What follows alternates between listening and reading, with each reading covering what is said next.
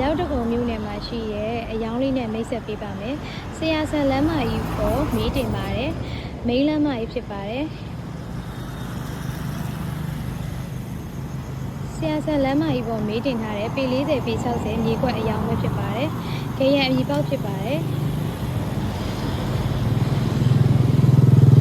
ဒီမြေကွက်လေးကိုလူချင်းမြတ်အနေနဲ့စိတ်ဝင်စားတယ်ဆိုရင်အောင်ထအောင်အင်ချန်တွေကိုဆက်သွယ်ပြီးတော့လာရောက်ကြည့်ရှုဖို့အတွက်ဖိတ်ခေါ်ပါတယ်မျက်နှာဝပေ40အနောက်ကိုပေ60ပါမျက်နှာဝပေ40အရှိမှလည်းမြေပိုတွေပါရှိပါတယ်ဒီရှိကတော့မိန်းလမ်းမကြီးဖြစ်ပါတယ်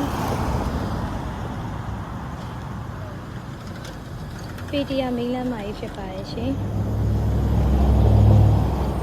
စာရွက်ကတော့ခရံအမြီပေါက်ပါဒီမြေကွက်လေးကိုစိတ်ဝင်စားတယ်ဆိုရင်အောင်ထအောင်အင်ချန်မြေကိုဆက်သွယ်ပြီးတော့လာရောက်ကြည့်ရှုဖို့ဖိတ်ခေါ်ပါတယ်ဆက်သွယ်ရန်ဖုန်းနံပါတ်က3999583693ပဲဖြစ်ပါတယ်ရှင်